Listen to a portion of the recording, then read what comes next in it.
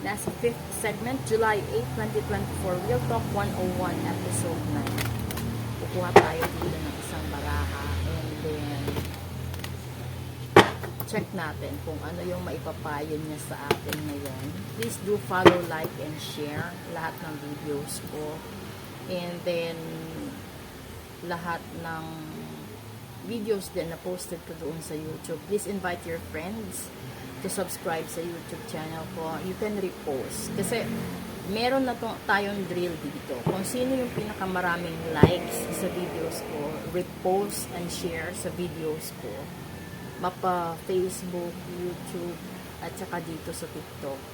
Makikita ko yun sa summary. And then, kapag na-hit nyo yung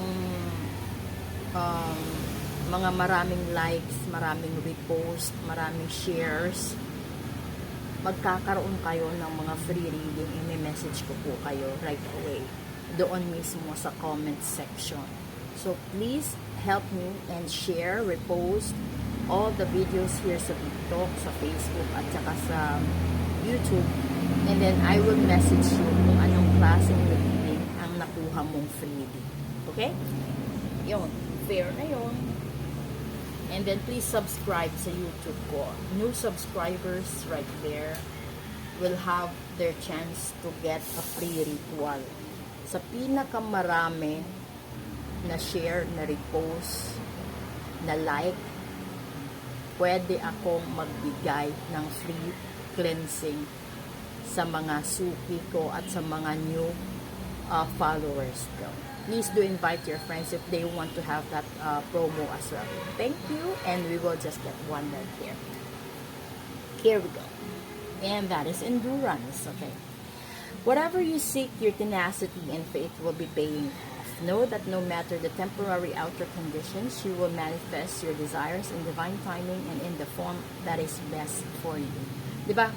Kasi, kung naaalala nyo, yung pinakamaganda siguro halimbawa dito is yung pagkuha mo ng kurso sa kolehiyo. Kasi, una, inaasahan ng magulang mo na susunod ka sa yapak nila. Lalong-lalo na kung successful sila sa mga endeavors nila sa buhay. Pero may mga anak na taliwas kasi they prefer to have another route of profession, or probably they want to enjoy music, they want to enjoy sports rather than being a lawyer, being a doctor, an engineer, or a lawyer, etc. Okay? So, this is one of the main good example na kahit ano man yung pinagdaanan mo, kahit ano man yung choices mo sa buhay mo, no, maniwala at magtiwala ka sa sarili mo. Kasi darating ang araw, everything will pay off.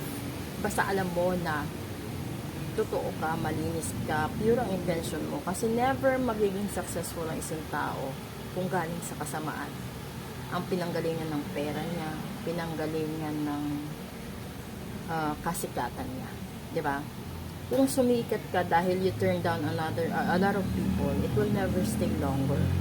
Kung yumaman ka dahil sa pagnanakaw, you will never stay longer and happier. Pero, ganun din sa pag-ibig. Diba? Ba't mo ipipilit, ba't mo ipagdudut-dutan ang sarili mo kung hindi talaga nakalaan para sa'yo? Kahit ilang simbahan kayo ikinasal, kung hindi siya talaga para sa'yo, huwag mong ikainis yun. Dahil ikaw mismo sa sarili mo, alam mo, minsan may mga tao na ikinasal sila hindi dahil sa gusto o mahal ka nila. Ikinasal sila dahil alam nila ito yung nakakabuti para sa kanila kasi ito yung tao magbubuhay sa kanya at sa pamilya niya. Pero deep inside, meron at meron siyang pinupuso ang iba. So kung ayaw nyo danasin nyo yan sa side ng mga lalaki, minsan, o sa babae na din, o kahit sa third gender, huwag nyo gamitin yung pera nyo, huwag nyo gamitin yung pera o connections nyo just to get that person to be with you. Dahil hindi ka magiging successful kasi may sarili siyang puso at isipan at may sarili siyang gusto at desisyon sa buhay niya. Kung ipagdudut-dutan at pagpipilitan mo, you will never be happy. Kasi hindi siya yun eh. Hayaan mo siya. Let that person, if you really love that person, let that person decide kung gusto ka niya o hindi. Pero, kung ito naman yung tipo ng tao na ginayuma, binara o pinulang, at isinumpa, ay talagang kailangan mong bawiin. 'di ba? Pero kung ginawa naman niya sa'yo yung tama, tapos hindi pa rin umubra, pinagbigyan ka ng pangalawa, pangatlong beses, hindi pa rin umubra, then probably you have to think 100 times. I-push mo pa ba? Or pakawalan mo na? 'Di ba? May mga ganong option. Kasi hindi naman ibig sabihin pinakawalan mo, hindi mo na mahal. Pinakawalan mo kasi gusto niyang maging malaya. Masasaktan ka. Literal. Pero you need to have this endurance na darating ang araw, kukupa din yung sakit at hapdi at pait sa puso mo na tutulungan ka ng panahon, pagkakataon at ng Diyos para mag-heal. And that is the process probably na along the journey or along the way, you will realize talaga na meron din naman palang magandang dahilan o magandang sitwasyon kung bakit lahat ito nangyari. Kasi minsan masyado tayong nakakulong sa kawalan kaya hindi tayo natatauhan. Diba? So, good afternoon. Sa gustong magpa-ritual, sa gustong magpa-reading, message na po kayo. And then, I'm so excited to let everybody know that I will try my best. Talaga next week, we will have at least 4 days of live session weekly. Please check the events. And then, if you want to subscribe, please click the subscribe button.